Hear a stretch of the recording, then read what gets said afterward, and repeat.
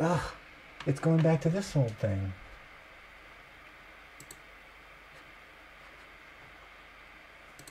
Wait, or is it?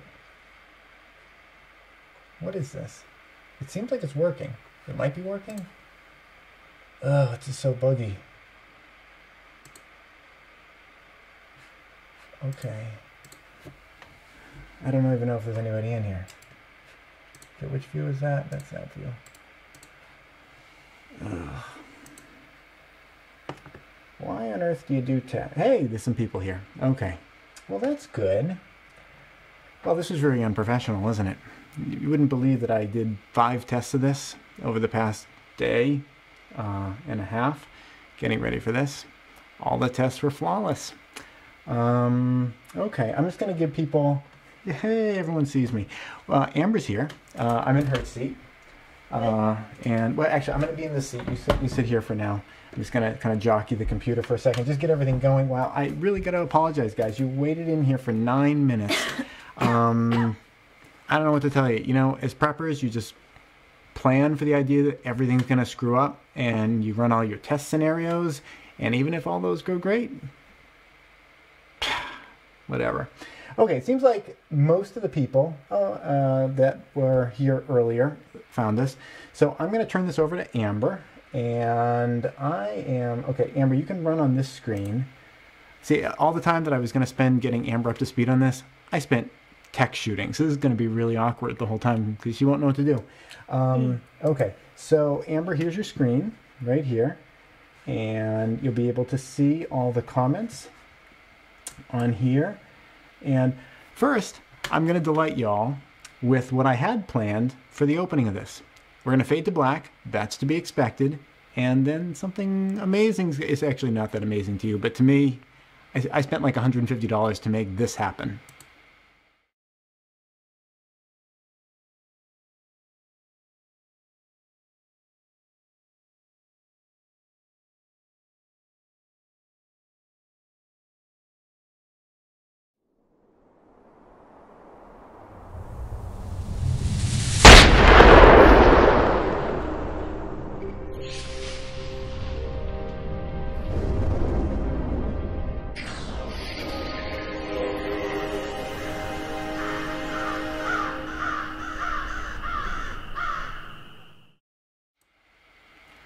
And we're back. So, wasn't that delightful? It has like a real opening and everything. It's not like just some classic webcam kind of thing. So now I'm going to have Amber hop over here. Next time, I can't guarantee the tech issues won't work, but at least we'll know what we're doing a lot better. So, Amber, here's the comments. If you could feed to me, whatever's going on over there. And we'll have a belated start. I had said we were going to do a half an hour program here, and I guess we'll still do that. It looks like, yeah, we're starting about 10 minutes late, so we'll go until 10 minutes after 9, which, yeah, I'm not going to do the math. I don't know what the universal coordinated time on that is. It's like sometime tomorrow morning is when we're going to go to. So if you could kind of just let me know what's going on while I do my well-rehearsed intro that I was practicing all day today because I have to do it live and I only have one shot at it. And I was going to do a little bit of practice while I was getting ready to do this, but again, I was just problem-solving tech issues and stuff like that. So I wanted to start out after the opening. I'd say, hey, welcome to our first Project Homestead live show. Tonight we're going to be focusing primarily on what has happened in the series so far, which is stuff about getting ready to do stuff, permits and house design and all that kind of stuff. But that said, if there is anything that you have a question on, we're going to try to focus on that kind of stuff. I'm going to focus on those kind of questions. But if you have any kind of a question, please oh man, it's late too. I'm like on dad hours, but feel free to ask any questions that you guys have, and I'll try to get to as many as I possibly can. But before any of that, I wanted to make sure that I thanked a lot of people that helped to make this possible. As you guys know, I do Patreon, and there's so many people that support this channel on Patreon and really allow me to kind of have this as a part-time job to make these programs for you guys. In particular, I've got a list of people that I've been waiting to thank forever because I haven't been doing those like alien invasion, you know those things where I always would thank people. And this is everyone that jumped on Patreon in the past couple months. I want to make sure I thank, and that's Nico, Frank, Roger, OC, Tom, the man with no tan, Jacqueline, Ron, Ryan, Linda, and Dawn. Thank you all so much. If you wanted to join them and help support this channel, help support me in creating these kind of videos for you guys and creating a space that's about preparedness, but it's not like fear-mongering. And there's nothing wrong with fear-mongering. It's great in small doses. I like some channels that do a lot of like, this is definitely going to happen. It's going to happen pretty soon. That kind of stuff is fun. And even like kind of the mental exercise that you go through with that is helpful. But I think it's also nice to have kind of a space that, doesn't necessarily think this is all going to happen tomorrow. And it's just a good community for everyone. If you want to help me continue to bring that to you guys, if you have the means, I was going to say down in the link in the description below, there is a link to the Patreon site. But, as I did all these live streams, like one take after another, the description gets sloppier and sloppier. I don't even think there's a description down there at this point, but I'll add one later. You could join them, or for these live streams, you have the opportunity to do something that's called Super Chat. And Super Chat is something where you can send a chat message, and it's a way, you can send us some cash. It's a way of supporting the channel. It pins your message right up the top. So if you want your question or your comment or your really nasty bigoted insult to just be right up there at the top of the comments, that's a way of doing that. But mostly it allows us to keep doing this kind of stuff. And the last person I want to make sure I thank is Amber, who took time out of her day. She's going to be screening all of the questions and things like that. I hope you're memorizing everything that people are asking already. Your sister's here. Oh, my sister's here. Okay. Well, don't identify her, because then someone, I don't know what her screen name is. Can I see her name? Is it already? Oh, okay. Yeah. All right. So yeah, people are here. I totally lost my train of thought there. Anyway, let's get going. Thank you, Amber, for doing this. If you guys appreciate Amber being here and want her to be in more of these because it makes it easier for me and she's just delightful, make sure you let her know in the comments that you would like to see more of her. So let's get going. Are there any questions that have already come up that I could... Do you have planning permission yet? I have planning permission, yes. The first thing that I started doing, as you guys saw in some of the videos, was that I went straight to the code place, and I was asking, what do I need to do? What do I need to do? And after a number of, like I think I mentioned in one of the videos, like, oh wait, we forgot this. Oh wait, we forgot that. After a number of those events, we finally got it through. We are all good for that. The only thing that we've been battling over the past several months has been weather and contractors that, don't always want to show up, either when they say they want to show up or otherwise. So those have been the big challenges, but we have total permission to do it. We have a building permit up and ready. And like I said, our only issue now is weather and contractors availability. What else do we have? If I want to buy a property, who do I talk to first? A realtor, the bank? I've never bought any property before. I just found something that I'm interested in, but I'm not sure where to start. Okay. Well, I would need to know a little bit more to answer that question. Where did you find out about this property? That would be my curiosity. See if they can let us know what they... Oh, hey, we had a super thing. Who is that? Who just gave us $2? What's her name? It's Phrase123. Okay, well, thank you, Phrase123. You're going to go on the Super Chat t-shirt. Huh? Go. Wait, what? Everyone who sends a Super Chat gets to be on, this is America. So you just write what's it? Super Chat's supposed to be pinned. What is it? Phrase123. Yeah, just write it right here. Just write it? Yeah, write it. That's what... He didn't tell me that. That's what American flags are for. It's for writing things on them. So I would need to know a little bit more about, where you found the property. If this is like an informal thing. No, huge. Okay, we'll just make it bigger as you go. I'd need to know a little bit more about that. And quick, you got things over here. This is really more than a 2-person job. This is like a 3-person job. You didn't prepare me for this at all. Well, I was doing tech stuff. I was also supposed to wear a shirt under this shirt so that the Sharpie wouldn't go through and be all over my abs, which it now probably will. This will be interesting later on. Remember that movie with Jim Carrey, 23? It didn't go through that much. When he was like all tattooed. That was all right. There's some bad acting in that movie, though. Anyway, yeah, I would need to know a little bit more about, where you found the property. Did we find that person? Oh, man, another super chat. Oh, Hoople's cat. Let's just write Hoople's right here. Okay. Yeah, if it's an informal thing, I think the first place to talk with about it would be, well, gosh, I mean, you can handle it as just an informal thing between people. I suppose talking to a realtor wouldn't be a bad idea, so that you would make sure that you maybe check things out, because there are things that a realtor can help with. They're going to add to the cost of the sale, but there's all sorts of things, like, for example, around here in New England, there are apple orchards, lots of apple orchards, and my aunt is a realtor, and one thing that she told me, and she's not the kind of person that's, I know I run a prepping channel, but not everyone in my family is like a paranoid nut. And she definitely is not. And she told me, like, one thing you got to watch out for if you're ever buying something on an apple orchard is there are a lot of apple orchards that are, contaminated with arsenic, because they used to use a lot of arsenic in, pesticides and that kind of stuff. So there are a lot of things that a realtor probably could help you with. And if they add like 10% to the sale, it might be worth your while, because it could save you something really awful, being able to know the right questions. Because when you do buy something, you want to do things, like one thing is called a title search. It's a legal thing that, and you can get title insurance, where it kind of makes it so that if people find out later on that the person that thought they owned the property that sold it to you, like, actually didn't own the property, like, it kind of protects you from that. Like, you can be protected from all the legal fees and everything like that, because, property, can be messy in terms of, like, someone thought they owned it, but, like, some line got drawn in the wrong place, and then someone else finds that they own it. It can be a whole mess of worms. So it is helpful to kind of go through all that stuff, and it gives you the peace of mind to know that everything that you're doing is being done in a way that's not going to bite you later on. You got any other questions? Are we getting more?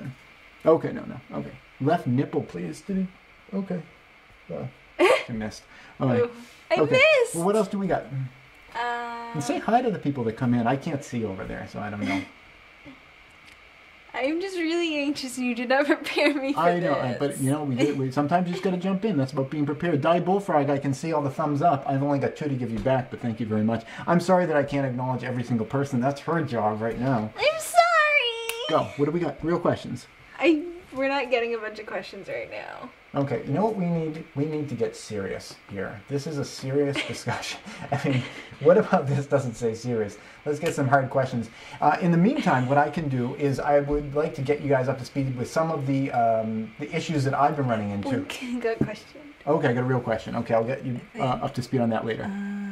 For an earth-tempered house, is insulation left off the slab and back wall to allow the ground temperature into the living space? Okay, that's a really good question. So what they're asking is, if you are going to have a house that's burned into the ground, there are some benefits and there are some liabilities with doing that. The benefit is that you get that constant kind of, around here anyway, you get like 50 degrees coming up from the earth all the time. That's cool in the summer because it keeps it kind of cool in that space. It's nice in the winter because it keeps it kind of warm in that space. 50 degrees is warmer than it is outside. It has that moderating kind of effect. There can be moisture issues, certainly, when you have that, especially in the summertime, because you've got these nice cool walls and you bring in the warm, humid air. At least in New England here, it's like crazy humid all the time. It's like why we get all these bugs. So you let in that warm, humid air, you get that cold surface. You know what it's like when you have a cold glass of water on a hot, warm day. It gets all like condensation on it. The same thing will happen on your walls. So there are pros and cons of it, but overall, I think it's definitely a pro. Having that guaranteed kind of like, I'm not going to die of hypothermia in my house because I've got that. And you can kind of, with air exchange and stuff like that, you can moderate or manage the humidity issues. But in terms of the insulation, I would absolutely insulate the top, like maybe like 4 or 5 feet down, because that's gonna be where like a lot of the winter cold is gonna come in. It's questionable as whether you want to go deeper than that. What I've usually done in the past is that on the walls. By the way, wouldn't it be nice if we had like a little Sharpie board here, some paper? I was thinking about that earlier. That's it's beyond my budget, to be honest.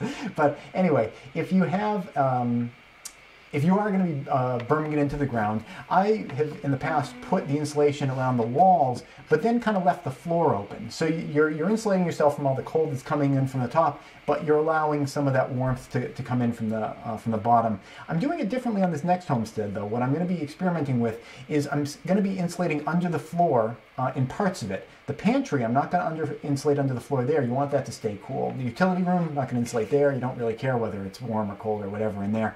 But the rest of the house, I am going to insulate under the floor, but I'm going to do it really deep. And the reason for that is I want a huge thermal mass so that all the cool, and the warm is all just mixing in there. And it'll really my dad was saying the other day, I use my hands too much when I talk. He was watching the 360 video. And he's like, when you usually see your face, it's, I don't see your hands moving, but in those 360 videos, your hands are all over the place. And I was like, got another name to put on the shirt. Okay, another name's coming in. Who is it? Ragnarok? Ragnarok. All right, that's not a bad. Do it in like death metal letters up here. How do I do death metal letters? I don't know, just write it. Over the left nipple, because Hoople's never got his left nipple written over. Okay. Yeah, so I would recommend, if you are going to insulate underneath, get it deep down and put a lot of sand, gravel, whatever, compacted, and then put your slab over it. This is a really weird image, I'd imagine.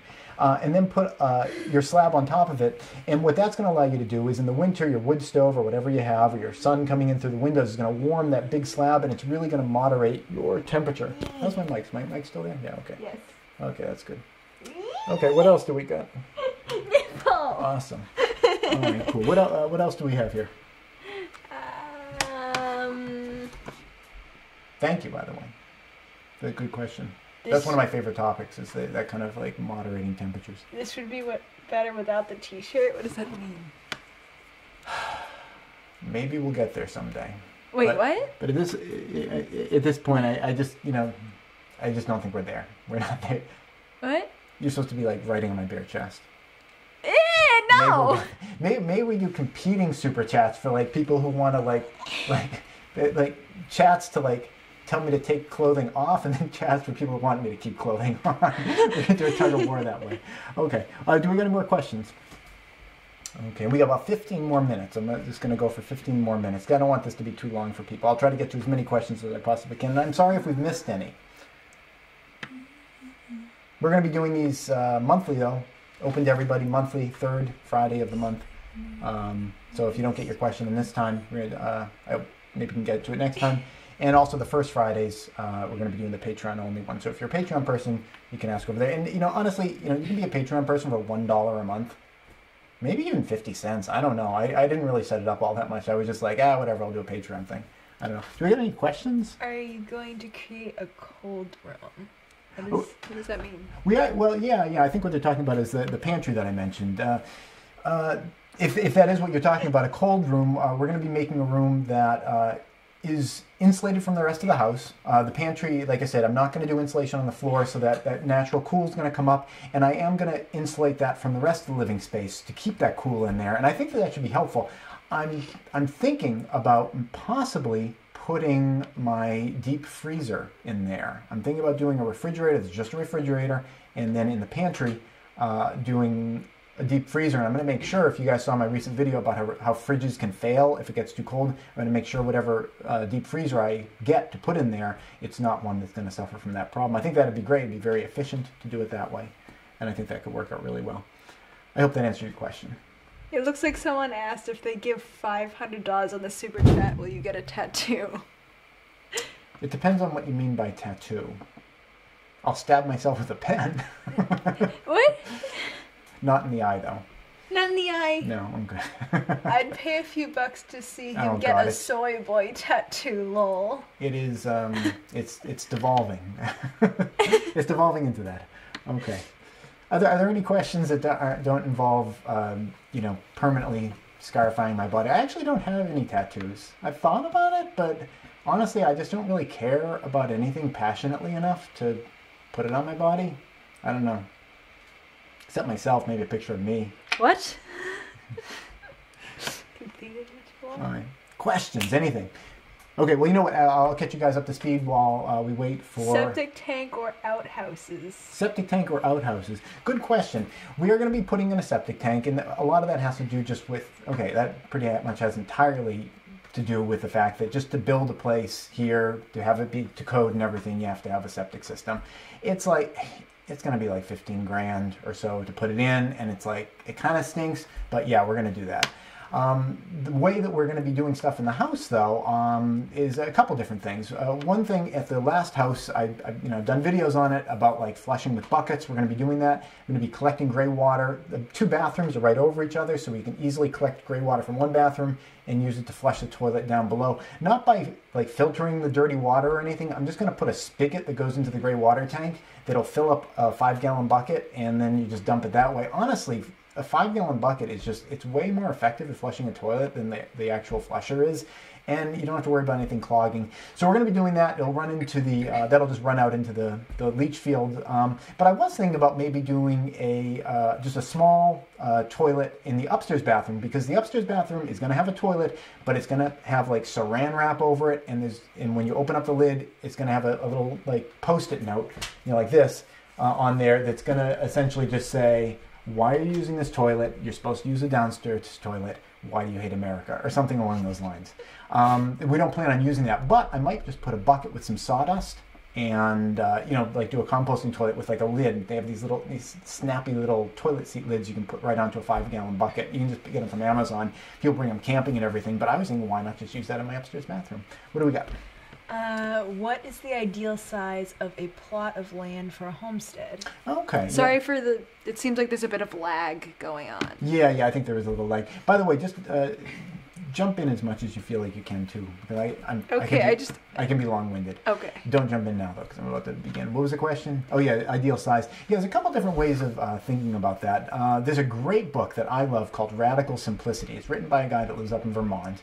And he... was talking about, he used to be like a weapons designer that like at some point just decided he didn't want to do that anymore, and then he wanted to just live off grid and kind of live in accordance with nature and balance and everything.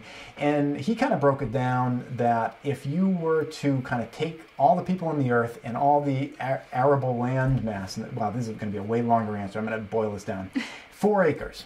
4 acres is kind of what he worked out, that is kind of every human being's share of the planet, if you want to like kind of equitably break it up among all the people on the planet and leave half of it for every other species on the planet. So if we as humans say we're going to take half as one species and every other species can have the other half of the arable area, it would break down to 4 acres per person. And he did a lot of math on that, and he found out that was workable, that could work for him.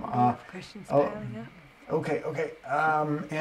And in my experience with doing gardening and things like that, I think that I kind of agree with that as kind of a basic size that you can work with. It might be challenging depending on your growing situation about ability to grow grains and things like that. But looking back historically, something on the 4 acre size seems like it could work. And people that want to just have, like 40 acres, 100 acres or whatever, honestly, I owned 10 acres at the last homestead.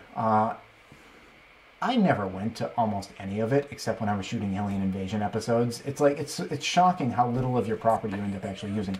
Okay, good. And let's go to the next one. Okay, what else? How is the orientation north to south going to affect your cooling and heating? Okay, well, we have lined things up totally in accordance with the sun. A lot of times people think, you want to have your house with all the windows on the south, no windows on the north, pointing due south. And that's a good idea to have as many windows as possible on the south, as few as possible on the north. With the way most windows are, they're made with like a low E glazing that kind of prevents a lot of heat from coming in and heat from going out. So it kind of doesn't matter as much as like if the windows were like old windows that didn't have that, so you benefit by having that. You don't lose much heat, but you also don't gain as much heat.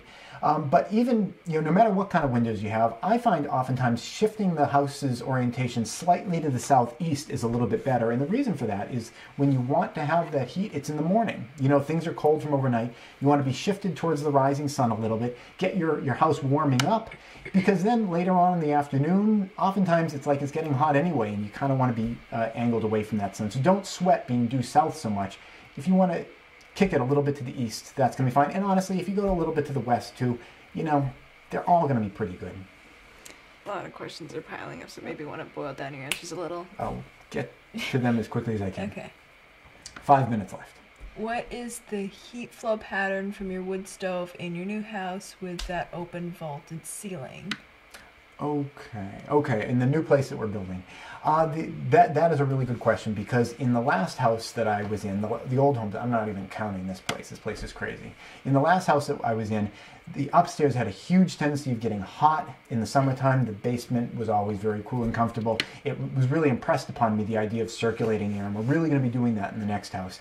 That you saw that big vertical open space if you saw my wonderful Minecraft animation. The wood stove's at the base of that. So obviously the heat is going to go up from there. It's going to go up into that top area, and I'm going to have some large collection vents up there, and they are going to blow it back down into that lower bathroom. Bathrooms tend to get musty and, you know, kind of cool, especially if it's like in a basement corner, which is where that other bathroom is. All the warm air is going to run through that bathroom, kind of keep it dry, keep it, fresh air going through there, warm it up and everything. And we are going to run some air down under the floor through some tubes that we're going to make by taking cinder blocks, laying them on their side so the air can pass through all the holes lined up with each other. Those are going to be set under the floor, and in particular we're going to run one run of those to the backing of the wood stove. The backing of the wood stove is going to be a rock face on top of some cinder blocks. That'll create some nice convection that'll help to draw air up the back of the wood stove and pull it underneath the floor to kind of get the warm air under the floor. So we are planning on really managing that. There's going to be a little bit of blower fan, a little bit of electricity that will run, during the day with solar electricity, but mostly it'll be mostly the electricity, but it's going to be coming from the sun. But we are going to be getting that natural convection due to the hot rocks behind the wood stove. What else do we got? What type of windows are you using, and are you going to try to take advantage of passive solar? Yes, we're going to try to do as much passive solar as we can. As I mentioned with the low E glazing, it's, you're kind of blocked from really getting a lot of it, and I know how much heat you can get from the sun. I do solar cooking. I'm sure if you guys have been watching my channel for a while, I got sun ovens. I use them all winter long. I meant to say summer long, but you could do them in the winter. I just usually don't like to go out because it's snowy and cold, and I'm like, screw that, I got a wood stove going. So I know there's a huge amount of solar potential to be taken up, but honestly, just the way that a lot of the laws are, you have to put in low E glass in a lot of places. So I do that. They're going to be triple pane windows because I've always had double pane windows in the past, and they've always just kind of gotten condensation on the bottom. Double pane's better than single, but I'm going to be going with triple pane in this one. As far as whether there's going to be any, sometimes I'll put like argon gas or whatever, I don't really care whether that's in there, because as far as I've been informed, a lot of that gas escapes and leaks out of the windows after a couple of years anyway, and it's like, I don't want to be paying a bunch of extra money for like some slightly better performance that only lasts a couple of years and then it just goes out the window. Yeah. What else we got? Could you explain how you had your wood stove set up to draw from outside in your last home? Okay, yeah. The wood stove that I love is a Vermont Castings Encore wood stove. And Vermont Casting does a lot of great wood stoves in general. I like this one because it's always been a great size for the houses that I've made. There are lots of other great makers of wood stoves too, but Vermont Casting just really kind of appeals to me. All of the wood stoves from Vermont Casting and many others that I'm aware of have what's called an outside air adapter, which is just a little hole in the back, and it's really as simple as just running a tube to it. In the place that we're in now, they didn't have any kind of outside air capability for the wood stove that they had, and I brought my wood stove here with me because I love my Vermont Casting. I didn't want to use the clunker this year, so we moved the giant one they had, put mine in, and they didn't have an outside air opening or anything. So I just took a saw and a circular saw, drilled through the wall, and I just ran some 3-inch galvanized metal pipe, out from the wall down along the floor. Some of it was like that crinkly accordion stuff, the metal kind, not the plastic kind, and just got it up over there. Honestly, even if you don't bolt it to the back, just having that kind of coming up and being available to the hole in the back of your wood stove where it is taking in the air is going to cut way down on all the drafts that you would otherwise have, that you'd have to suck the air in from every window crack and door crack in your whole house. That said, if you can attach it to the back, that's better. But you know, just getting the cold air, like, you know, through a tube right up to your wood stove is really going to help, you know, prevent that cold air from crawling across every other floor to get to the wood stove. So I think it's a really good idea. What else we got? What are the main things to look for when buying a homestead or plot of land? What were your top priorities? Okay, I think this is going to be our last question. So first off, before that, I just want to thank everyone that Maybe more questions. I know. We're never going to get to all of them though. But you know, we'll be back. We'll be back next time. I already forgot what the question was. Make sure you remind me of it. But make sure you guys come back. You know, we're gonna keep doing these on the third Friday of every month, and in the Patreon one, it's the first Friday of every month. So you know, keep coming back, and as the process goes through, you know, I hope that I'll be able to get to everyone's question. So, what was the last question for the night? What are the main things to look for when buying a homestead or plot of land? What were your top priorities? Okay. I actually made a video on this that I'd recommend. It had some sensational title. I don't even remember what it was, but I always make sensational, weird titles. But it was something about, like, I don't know, it probably had a burning city. I think it had a burning city as the icon. But it's all about this kind of selection process. There's a lot to it, but I'll just hit on some of the main points.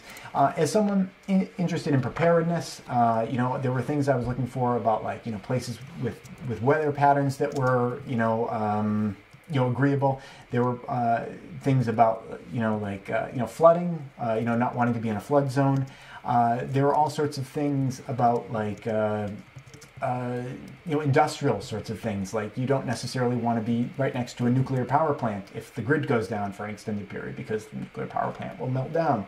So there are all those kinds of things. There's one book that there's two books that I'll recommend. One is a book called Strategic Relocation. It's written by Joel Skousen, or I think it's Skousen. Strategic Relocation, anyway.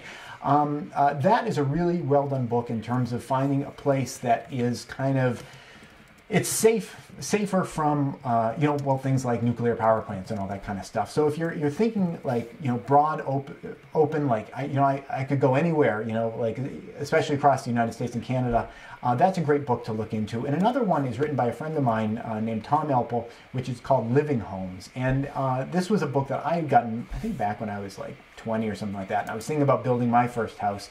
And it is just, it's like a daydream book, which makes it sound like it's, like, you know, not realistic. It's very realistic, but it's the kind of book you just read and you're like, man, you know, I just can't wait to get going on my own thing. It's very inspiring, and it talks a lot about, you know, the places in a terrain you might want to be. Like, you might want to be, like, in a place where the land rolls away instead of putting yourself right in kind of a ravine. People in the central United States right now, you know, anyone that was, you know, settling their house in the middle of a ravine that could be a flood area is, you know, maybe rethinking whether that was a good idea.